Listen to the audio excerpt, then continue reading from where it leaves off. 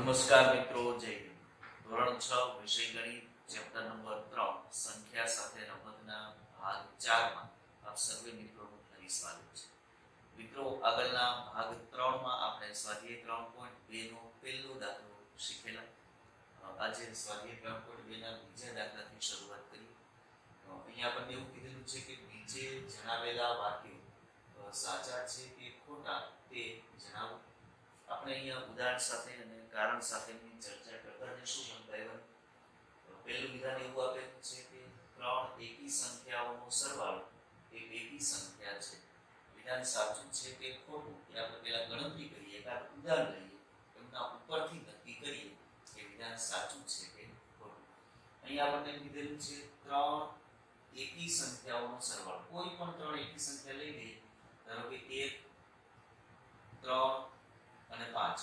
આ ત્રણે ત્રણ એકી સંખ્યાઓ છે, એનો જો સરવાળો કરીએ તો આપણને જવાબ મળવાનો છે 3 ને 1 4 અને 4 ને 5 9. આ 9 જે મળ્યા એ કેવી સંખ્યા છે? તો કે 9 એકી સંખ્યા છે.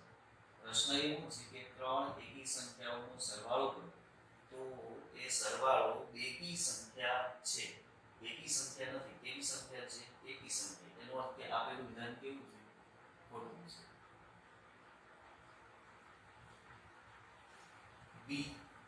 બે એકી સંખ્યા અને એક બેકી સંખ્યા, એમનો સરવાળો એ બેકી સંખ્યા છે. બે એકી સંખ્યા લઈ અને એક બેકી સંખ્યા કોઈ પણ લઈ શકો મિત્રો. હું નાની સંખ્યા એટલે લઉં છું કે સ્વરૂપ આપવામાં સરળતા રહે. બાકી તમે કોઈ પણ લઈ શકો છો. બે એકી સંખ્યા લઈએ, 1 અને 3. આ બે એકી સંખ્યા અને એક બેકી સંખ્યા લ્યો. એક બેકી સંખ્યા તરીકે ધારો 4 લો. આ ત્રણે ત્રણનો જો સરવાળો કરીએ તો આ સરવાળો આપણે એમ કહે છે કે બેકી સંખ્યા છે. 3 ને 1 4, 4 ને 4 8. 8 એક એવી સંખ્યા છે તો કે હા, 8 બેકી સંખ્યા છે. તો આપણને એ જ કીધેલું છે કે બે એકી અને એક બેકી સંખ્યાનો સરવાળો બેકી છે તો કે હા, બેકી જ મળે. એનો અર્થ એવો થાય કે આપેલું વિધાન સાચું છે. ત્યાર પછી સી, ત્રણ એકી સંખ્યાઓનો ગુણાકાર એકી સંખ્યા છે. ત્રણ એકી સંખ્યાઓ અહીંયા તૈયાર છે. અહીંયા એનો સરવાળો કર્યો, અહીંયા કીધેલું છે કે ગુણાકાર. તો આપણે ગુણાકાર કરીએ કે 1, 3 અને 5. આ ત્રણે ત્રણ એકી સંખ્યાઓ છે, એનો ગુણાકાર.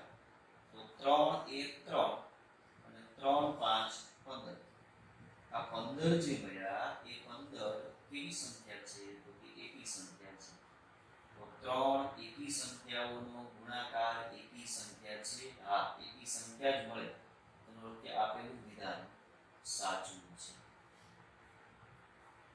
ત્યાર પછી ડી, જો બેકી સંખ્યાને 2 વડે ભાગવામાં આવે તો ભાગાકાર હંમેશા એકી સંખ્યા હોય છે. કોઈ પણ એક બેકી સંખ્યા આપણે પસંદ કરી લઈએ. ધારો કે બેકી સંખ્યા મેં પસંદ કરી 8. 8 એ બેકી સંખ્યા છે. એમને જો આપણે 2 વડે ભાગીએ તો ભાગ્યા 2 તો ભાગ ચાલશે. 4 2 8. આ 2 2 કેન્સલ. જવાબ આપણને અંશમાં વધ્યા કેટલા? 4. આ 4 પોતે કેવા છે? બેકી સંખ્યા છે. આપણને એમ કીધું છે કે 2 વડે ભાગવામાં આવે તો ભાગાકાર હંમેશા એકી સંખ્યા હોય. એકી સંખ્યા ન મળી પણ બેકી સંખ્યા મળી. એનો અર્થ કે આપેલું વિધાન ખોટું છે. ત્યાર પછી ઈ, કે બધી અવિભાજ્ય સંખ્યા એકી સંખ્યા છે. મિત્રો, આગળના ભાગમાં આપણે ચર્ચા કરી ગયા, યાદ કરો, અવિભાજ્ય અને વિભાજ્ય સંખ્યાઓ શીખ્યા. ત્યારે મેં કીધેલું કે સૌથી નાનામાં નાની અવિભાજ્ય સંખ્યા 2 છે. કારણ કે 2 ને 2 જ અવયવો હોય, 1 અને 2. તો 2 એ તો અવિભાજ્ય સંખ્યા છે અને સાથે બેકી સંખ્યા છે. આપણને પ્રશ્ન એવો કર્યો છે કે બધી અવિભાજ્ય સંખ્યા એકી સંખ્યા છે. નાનામાં નાની અવિભાજ્ય સંખ્યા 2 અને 2 પોતે તો બેકી સંખ્યા છે. એટલે બધી જ અવિભાજ્ય સંખ્યા એકી સંખ્યા નથી. અહીંયા આપણે એનું કારણ પણ આપી શકીએ કે 2 એ બેકી સંખ્યા છે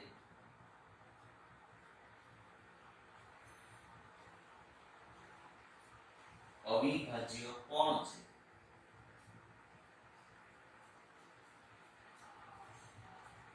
જરૂરી નથી કે બધી જ અવિભાજ્ય સંખ્યા બેકી બે છે તો બેકી છે, એનો અર્થ વિધાન ખોટું છે. ત્યાર પછી F કે અવિભાજ્ય સંખ્યાને અવયવ હોતો નથી. અવિભાજ્ય સંખ્યાઓ છે, દાખલા તરીકે એનું ઉપર જ લખ્યું 2 એ સૌથી નાની અવિભાજ્ય સંખ્યા છે. 2 ના અવયવ વિચારો તો એ 1 ના ઘડિયામાં આવે અને 2 ના ઘડિયામાં આવે, એટલે 2 અવયવ તો હોય જ, 1 અને 2. આ સિવાયની કોઈ પણ સંખ્યા લઈ ધારો કે 5, એના ઉદાહરણ લખો.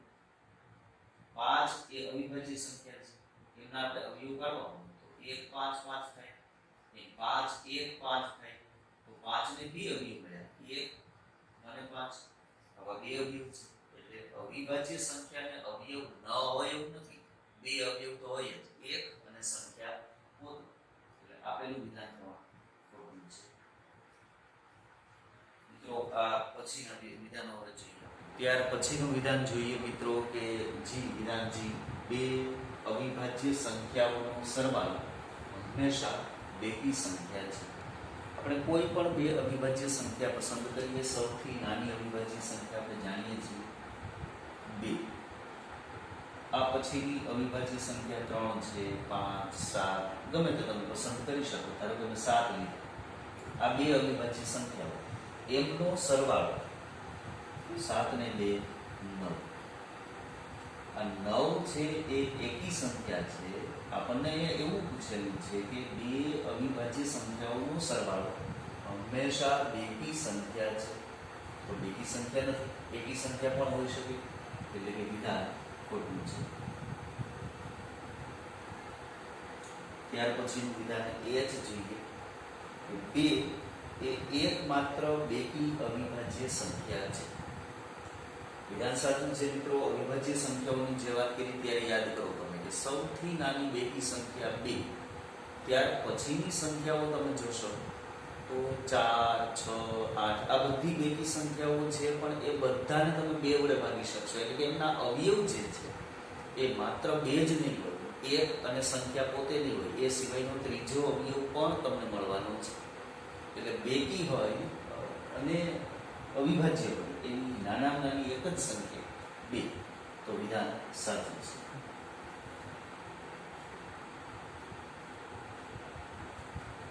ત્યાર પછીનું વિધાન I જોઈએ કે બધી બેકી સંખ્યા વિભાજ્ય સંખ્યા છે. બધી બેકી સંખ્યા વિભાજ્ય સંખ્યા છે તો ના. અહીંયા છે 2 એવી સંખ્યા છે કે જે અવિભાજ્ય બેકી છે છતાં પણ અવિભાજ્ય સંખ્યા છે, તો અહીંયા મારે એનું કારણનો ઉલ્લેખ કરવો જોઈએ કે 2 એ બેકી અવિભાજ્ય સંખ્યા છે.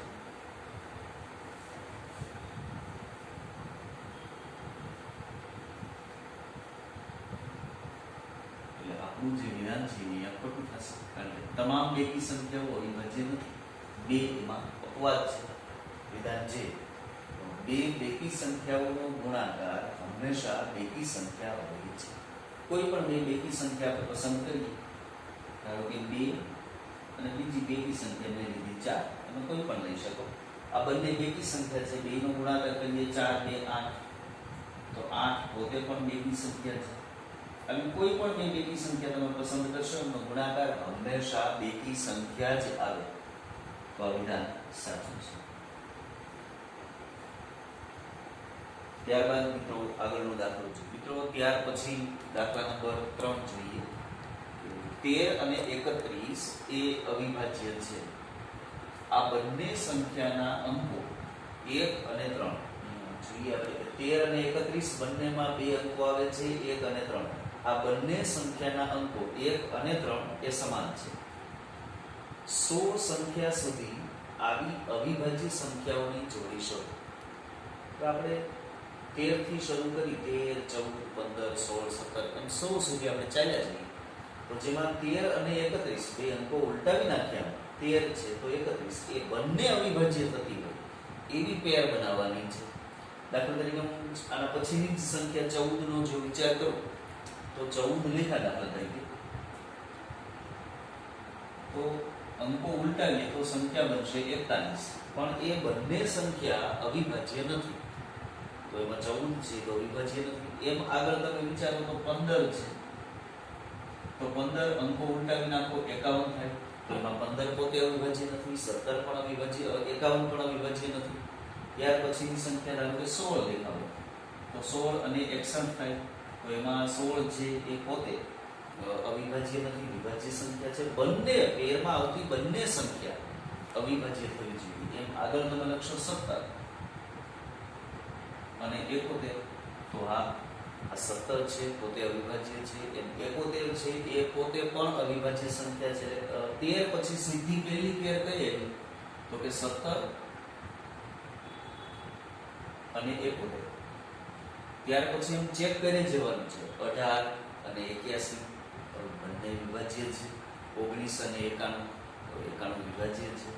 પછી 20 આવે તો 02, એ પણ વિભાજ્ય છે. 21 અને 12 એ પણ વિભાજ્ય છે. એમ ચાલતા જાવ એટલે છેલ્લે આનાથી આગળ ચાલશો એટલે 37 માં 37 અને 73.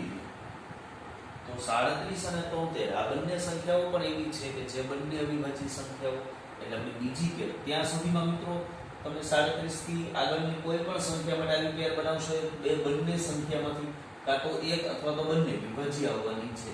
એટલે બીજી પેર આપણને મળશે 37 અને 73.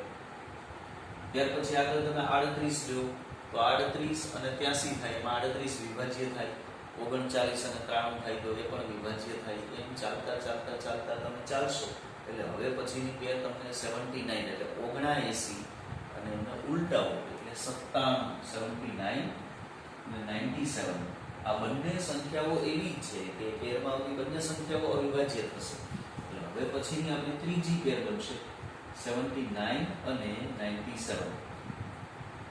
આ ત્રણે ત્રણ પેર એવા પ્રકારની છે કે જેમાં અંકો સમાન છે અને અવિભાજ્ય પણ છે. ત્યાર પછી આગળ 100 સુધી તમે ચાલો તો એક પણ સંખ્યા તમને એવી નહીં મળે કે જેના અંકો ઉલટાવો, એટલે કે અંક એકના એક જ હોય અને બંને સંખ્યાઓ અવિભાજ્ય બનતી હોય એવી એક પણ સંખ્યા નહીં મળે. એટલે આપણા જવાબમાં અહીંયા આપણને 3 પેર ભરવાની છે. ત્યાર પછીનો ચોથો દાખલો મિત્રો જોઈએ કે 20 થી નાની અવિભાજ્ય અને વિભાજ્ય સંખ્યાઓ અલગથી લખો. તો એ તો આપણે જાણીએ છીએ, એક બાજુ અવિભાજ્ય સંખ્યા લખતા જઈએ 20 થી નાની અને વિભાજ્ય સંખ્યા લખીએ.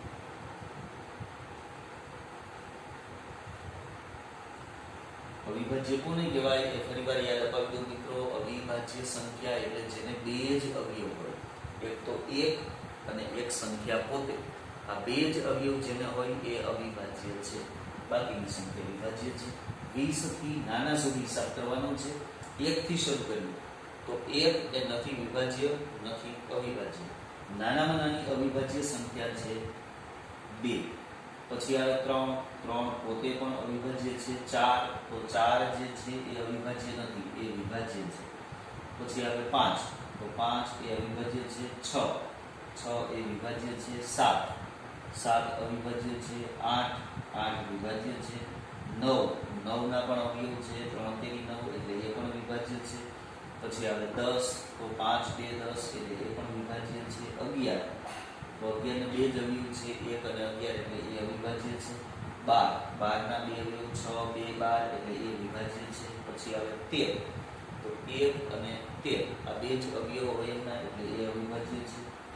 પછી આવે 14, તો 14 ના 7, 2, 14, 1 અને 14 એમ કુલ 4 અવયવ હોય એટલે વિભાજ્ય થાય. 15, 5, 3, 15 3, 5, 1, 15 એના પણ અવયવો 4 છે. પછી આવે 16 પણ વિભાજ્ય, કારણ કે 8, 2, 16. પછી 17 આવે તો 17 ને માત્ર બે જ અવયવ હોય, 1 અને 17 એટલે વિભાજ્ય છે. 18, 9, 2, 18, 6, 3, 18 એટલે એમને ઘણા બધા અવયવો છે એટલે એ વિભાજ્ય છે. ત્યાર પછી આવે 19, તો 19 ને માત્ર બે જ અવયવો હોય, 1 અને 19 એટલે એ અવિભાજ્ય સંખ્યા થશે. 20 થી નાની સંખ્યા સુધી આપણે જોવાનું છે. તો 20 નહીં આવે, 20 થી નાના સુધીમાં આટલી 2, 3, 5, 7, 11, 13, 17 અને 19 એટલે અવિભાજ્ય સંખ્યાઓ મળે. 4, 6, 8, 9, 10, 12, 14, 15, 16 અને 18 આ અવિભાજ્ય સંખ્યાઓ મળશે. ત્યાર પછી દાખલા નંબર 5 માં જોઈએ કે 1 અને 10 વચ્ચે સૌથી મોટી અવિભાજ્ય સંખ્યા કઈ છે? તો પહેલા આપણે એ નક્કી કરી લઈએ કે 1 થી 10 એમની વચ્ચે અવિભાજ્ય સંખ્યાઓ કુલ કેટલી એમની વચ્ચે, એટલે એમાં તો નહીં 1 આવે નહીં 10 આવે, તો 1 થી 10 વચ્ચેની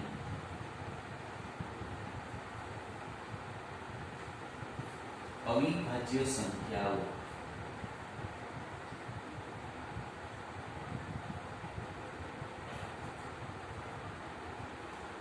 સૌથી નાની સંખ્યા 2 એ અવિભાજ્ય છે, 3 પણ અવિભાજ્ય છે, 5 અવિભાજ્ય છે, 4 અવિભાજ્ય નથી વિભાજ્ય છે, 6 એ વિભાજ્ય છે, ત્યાર પછી 7 એ અવિભાજ્યમાં આવશે, પછી 8 વિભાજ્ય છે, 9 વિભાજ્ય છે. આપણે 1 અને 10 ની વચ્ચે વાત કરવાની છે એટલે 9 થી આગળ નહીં આવે. અહીંયા આપણને કુલ 4 સંખ્યાઓ એવી મળી, 1 થી 10 ની વચ્ચે 4 સંખ્યાઓ એવી છે કે જે અવિભાજ્ય છે. પ્રશ્ન એવો છે કે સૌથી મોટી અવિભાજ્ય સંખ્યા કઈ? 4 સંખ્યામાંથી સૌથી મોટી સંખ્યા કઈ છે?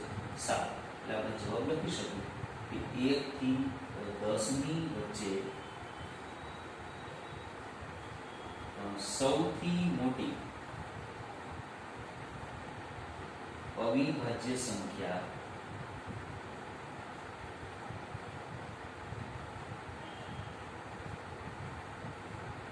7 છે. મિત્રો, આ ભાગમાં તૈયાર કરેલા અને ગણેલા તમામ દાખલાઓ વારંવાર રિપીટ કરતા રહેશો. આ ભાગનું કામ અહીંયા સુધી રાખીએ છીએ. અસ્તુ.